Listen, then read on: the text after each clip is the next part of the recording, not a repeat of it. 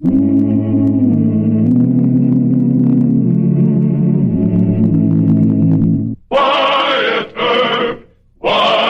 Earp, brave, courageous, and bold. Long live his fame, and long live his glory, and long may his story be told.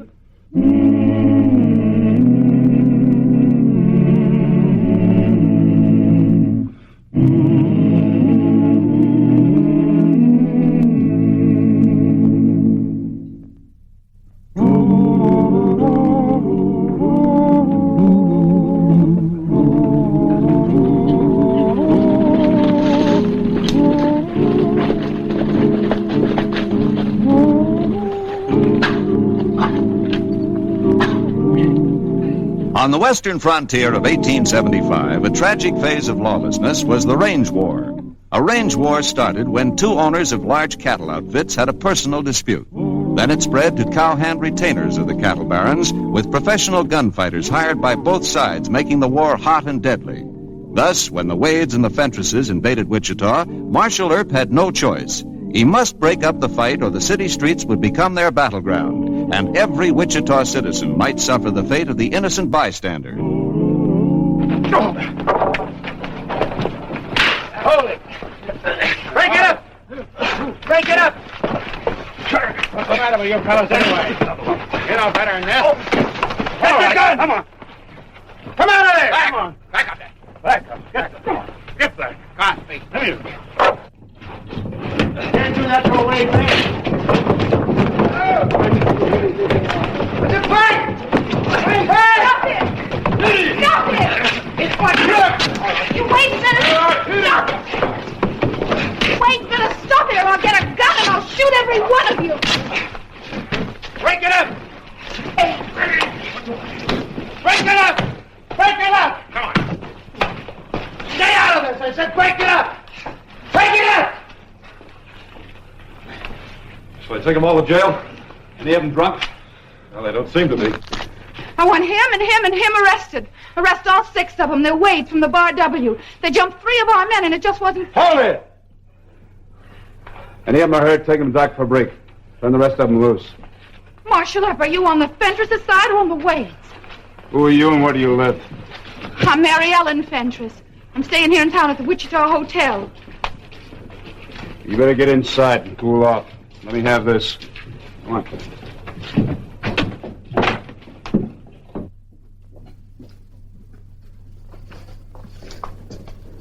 Now, you sit down and cool off. And I suppose you'd like to know what makes me tick. You must be Colonel Fentress's granddaughter. Lazy H outfit, huh? Yes, I am. And there's going to be one real sure enough fight when my grandfather gets to town. Oh? He's put up with old man Wade for years and years. Haven't you any sense of justice, Mr. Earp? Well, there are always two sides to every argument, Miss Fentress.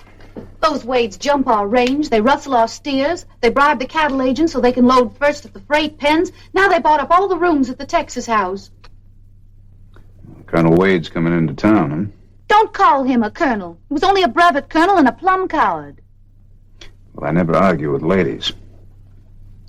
I'm sorry. I hope you'll forgive me for losing my temper. But it was 6 against 3, and well, my blood just about boiled. Yeah, I know.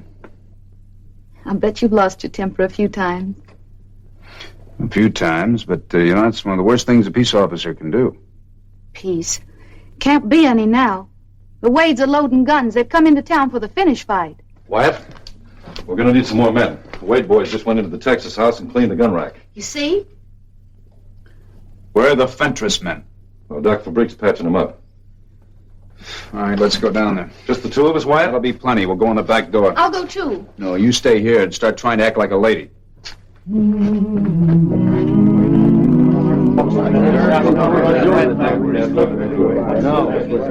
All right, put your hands on the bar. You put yours on the table. Come on, move. Get the guns, Ollie. I give you men a break on the streets. Now you're going to go to jail. That Fentress girl put you up to this, Earp? Same law goes for the Fentresses. I've had enough trouble from both outfits. Now go on, get moving. Come on, move.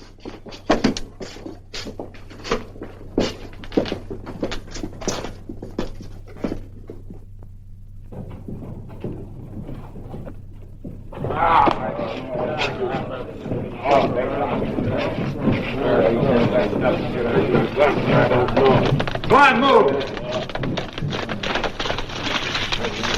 Hold it. Mary Ellen said they beat up on 3 of our boys. Oh, you're Fentress men, huh? Well, climb down, both of you. Oh, sticking up for the Wades. Then climb down.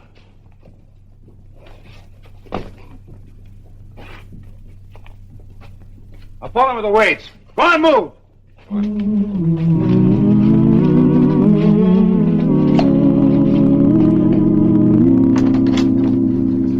Marshal Earp, are you sure you haven't made some dreadful mistake? Mistake? Well, it was all right to arrest those Wade cowhands, but you arrested 2 of our men, too. Mr. Brodus here doesn't think it was quite legal. I'm John H. Brodus, attorney at law. Howdy. Miss Fentress, your men were arrested because they were drunk and wearing guns. They also told me that you incited them to get even with the Wades. Why, I never. All I did was tell them how the Wades beat up our boys. Now, all of this is a little irrelevant. Oh, it is, huh? Yes, it is. You know, ever since my arrival in Wichita, I've been quite concerned over your high-handed tactics, Mr. Earp. I've been retained by Miss Fentress here to see that her grandfather's employees are released immediately. You got a writ of habeas corpus? Not necessary, young man. All Miss Fentress need do is to tender bail money. I've got more than $100 right here in this purse. Now, don't bother. I intend to keep those prisoners for 24 hours. The law gives me that authority. Now, look, if the Wade and Fentress people aim to start a private war, they're not going to start it on the streets of Wichita. But you have no proof of And that. I don't waste any time on shysters, so you better get out of here. But you dare call me a Shyster and a fool, and I told you to get out. I'm going to see Judge Jewett. Well, you do it. You'll find him right over at the courthouse. You know what's wrong with you? You're a girl. So you've never been punched in the nose. Girls seldom are. So a few of them grow up to be spoiled brats. You're insulting. Or perhaps you're not gentleman enough to know that. And you haven't got enough brains in your stupid little head to know what you're trying to start. A range war isn't romantic, Miss Fentress. You've seen a lot of men beaten. You want to see them killed, too? Yes, every one of those Wades. Oh. And where will you be? Wringing your hands in the parlor, I suppose. Sniffling about all the Fentress men that are killed. Well, you make me sick. Now, you get out of here, too. My grandfather will shoot you. He's got more brains than to try it. And you tell him for me, if he shows up in this town wearing a gun, he'll wind up in jail. I'll tell that to Wade, too. What did she do to rumple your... Forget it. How many deputies have we got? 7, counting me. All right, send 5 of them over to Texas House. You tell them to arrest every Wade that shows in town wearing a gun. Yes, sir. I'm going over to the Wichita Hotel. I think Fentress will show up this afternoon. You and Paul join me over there later. Right.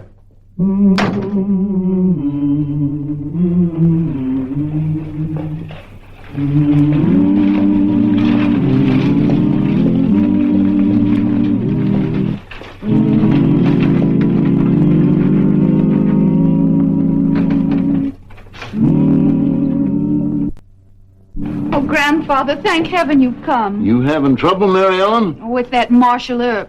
He says we can't fight the Wades. 3 of our men got beat up, then he arrested 2 more and took them to jail.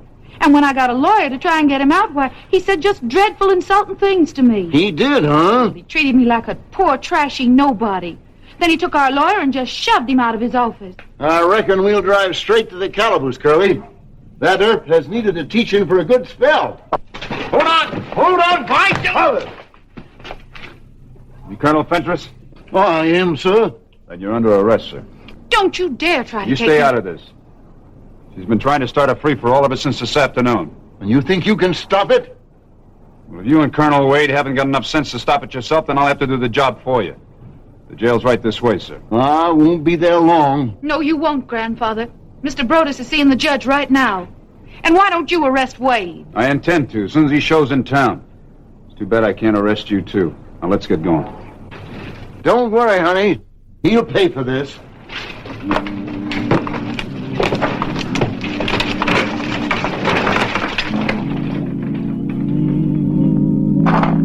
I don't know why you acted with such severity.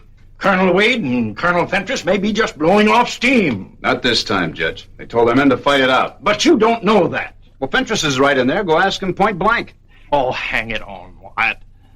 A man's intent doesn't constitute a breach of law. Brodus has been after me to release all the prisoners on bail. Well, you wouldn't do that. Why not? A pitched battle on the streets, innocent bystanders being hurt? It's a condition of priori criminis. You're asking me as a judge to assume that Wade and Fentress's men will actually shoot at each other. That's right. Brodus is a shyster, but he knows enough law to realize that you put me in an embarrassing position.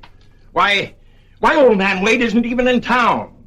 No matter what Fentress threatens, it takes two to make a quarrel. Don't you see that I'm stretching the law? Don't lose your temper, Wyatt. Oh, I think I'm doing right well, considering there's a range war about to bust loose in this town. And you quote Latin. Let me tell you... Oh, wait a minute, Judge. You listen to me. If you grant those men bail or sign writs of habeas corpus, I won't honor the papers. Indeed. Now, you're the judge, but I'm the marshal. The Brodus gets you to sign papers, they have to be enforced. Well, I won't enforce them, and neither will my men. Do you realize what you're saying? Look, I took an oath to keep peace in Wichita, and that's what I aim to do. As long as you're a marshal. Well, sir, in order to remove me, you have to have a trial. Mayor Hope is out of town, so you can't fire me. Wyatt, don't put... Excuse me, Wyatt. Old man Wade just got in. Where is he? Sitting over the lobby of the Texas house, and he's just loaded with shooting iron. We didn't want to tackle him without you knowing about it. Looks like a gunfight. Wade is right peaceful, isn't he? Well, maybe you better come along and find out what his priority criminous condition is for yourself. No. If he refuses to surrender his weapons, you arrest him. Thank you. I will.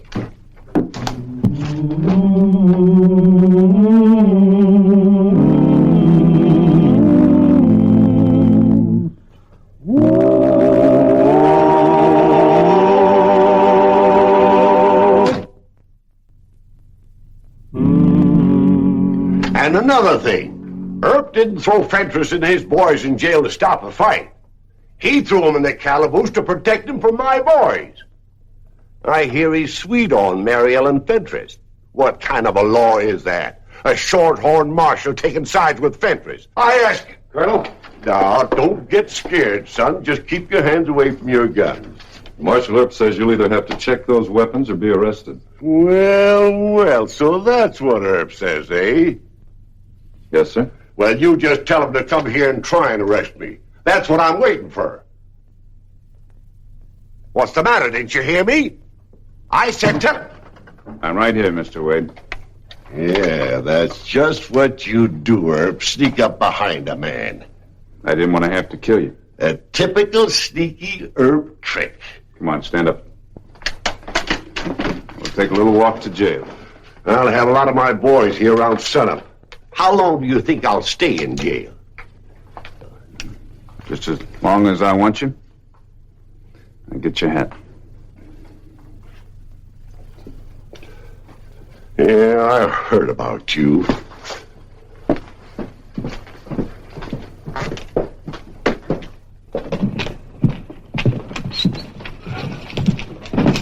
Well, I declare. Brevet Colonel Yellow Jack Wade. You just better stay in jail if you know what's good for you. Let's go. Marshal Earp, please. I was wrong. You did arrest Colonel Wade. I'd mighty well like to apologize. All right. Please. Can't we be friends? Why? Well, I just might be able to persuade Grandfather to call off the fight. Why would you do that? Well, in all my life, no man ever talked to me the way you did. And it started me to thinking. If you'd escort me to the lobby of the Wichita Hotel, I'd mighty well like to talk it over. All right. And then I got to thinking, what's all this awful fussing about? Just because Grandfather says Wade didn't support the 9th Virginia Regiment at the Battle of Malvern Hill. That was 12 years ago, Mr. Earp. And that's what started all the trouble, huh? Truly it did. See, Wade was in charge of a Carolina regiment. But he turned yellow and he ordered his wonderful men to turn back, exposing Grandfather's position. I know it was a terrible thing for Wade to do, but all the same, it just doesn't seem right that Grandfather should nurse revenge all these years, now does it? No. But what you said about me, that I'd weep crocodile tears in the parlor while our men and theirs were getting shot, what made me see myself as a mean, cruel person. Am I really that wicked, Mr. Earp? Well, I don't know any saints in Wichita, Miss Fentress. But you'd like me to prove I've changed by getting them to call off the fight. Your character's none of my business, but... Well, you might win a big star for your halo if you could put an end to this round. But I'll need your help. How? Well, just getting Grandfather to call off the war wouldn't settle it. You'd have to agree to let him and his men out of jail. And hold the Wades, hmm? Uh-huh. That'd give us time to get out of town. Everybody'd have a chance to cool off. All right. You and I'll have a little talk with Colonel Fentress. And if things work out peaceable, we'll be friends? Hmm? Oh, that's right, fine of you, Mr. Earp. You know, you're the first man that ever told me the truth about myself. Yeah, well, let's go find out what your grandfather has to say.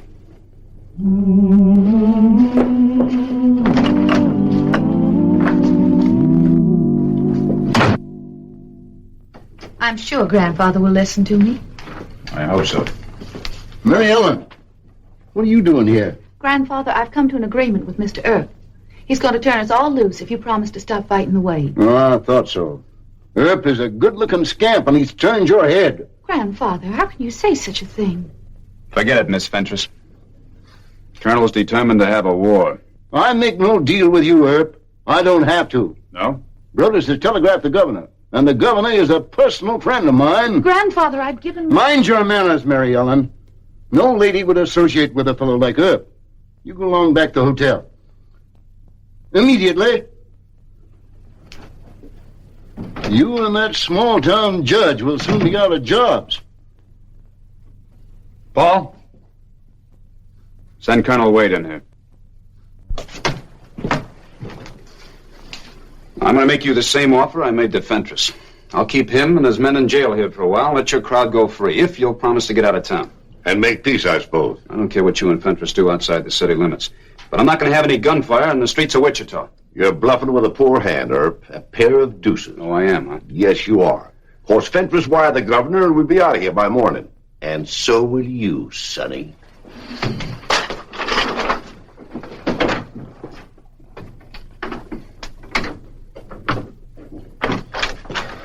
Wyatt, a Fentress cowhand and a Wade gunslinger are making showdown talk in Douglas Avenue. They've hid their guns, so we just can't arrest them. Let's go down and get it. What have you been doing sitting around here talking? You wouldn't let them run us out of town? Come on, get out of the way. You've been doing enough talk. Why don't you draw?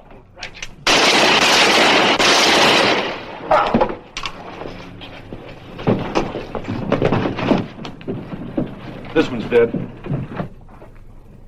This one's still breathing.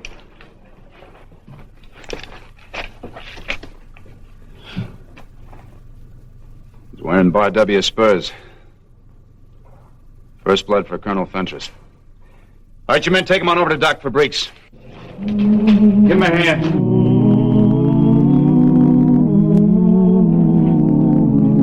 Lift them careful.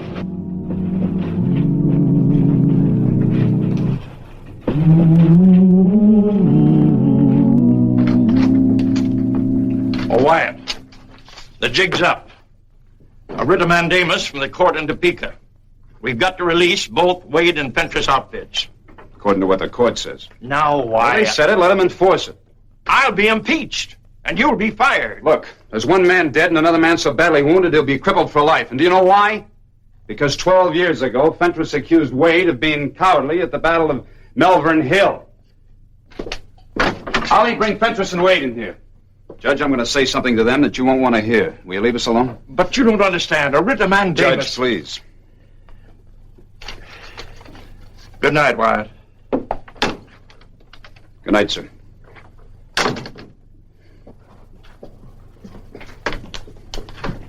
Have a seat, gentlemen. Thank you, sir.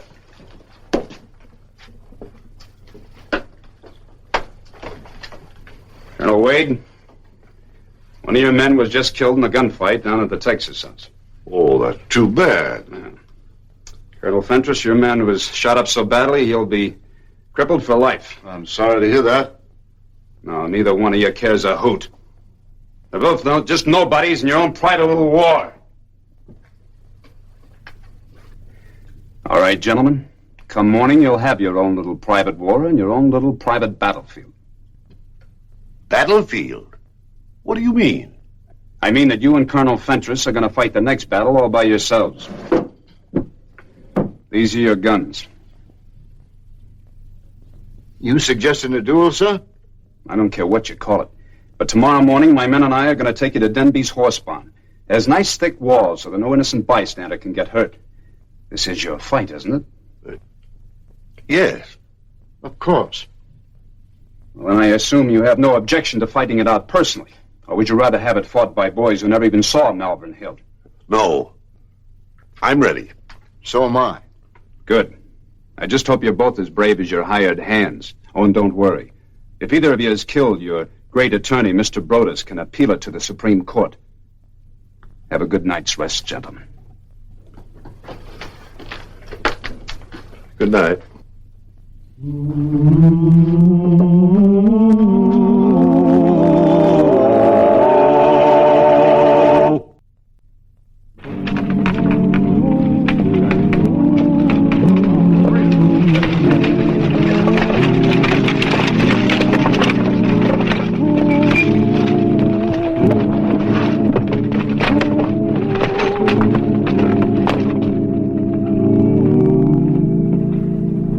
All right, gentlemen. Here are your guns. There are 3 bullets in each. Check the cylinders. Now, Ollie will open the door. You walk in side by side. Then you'll make your own arrangements as to when to start the fight and the distance between you. You understand? Any time, gentlemen.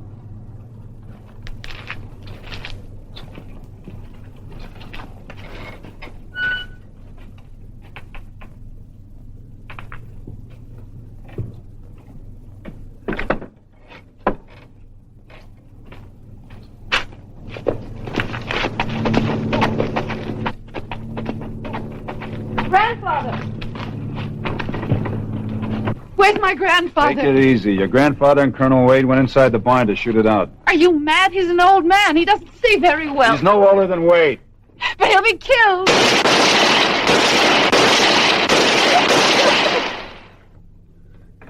It's 6, Ollie. Open the door.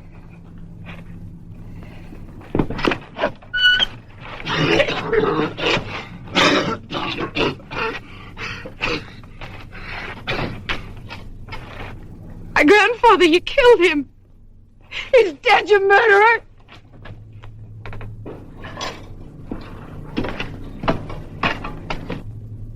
Grandfather! Grandfather, thank heaven. I'm all right, honey. Wretched bad shooting. Take him to Doc Fabrique's. I hate you. Oh, there, Mary Ellen. The war's over. Jack and I decided we'd had enough. Come on, Jack.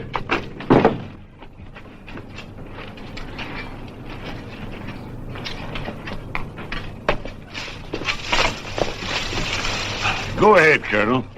Thank you, Colonel.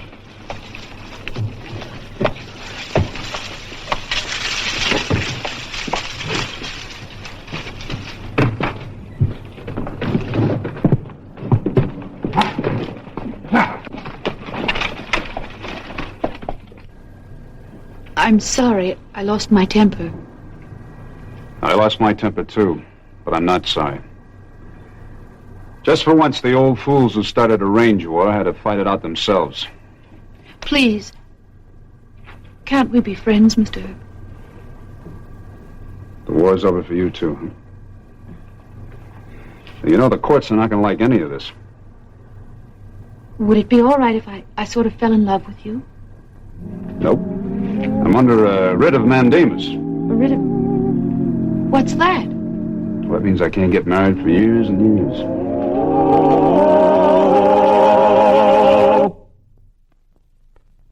Well, he cleaned up the country, the old Wild West country. He made law and order prevail. And none can deny it, the legend of Wyatt forever will live on the trail. Oh, Wyatt Earp, Wyatt Earp, brave, courageous, and bold.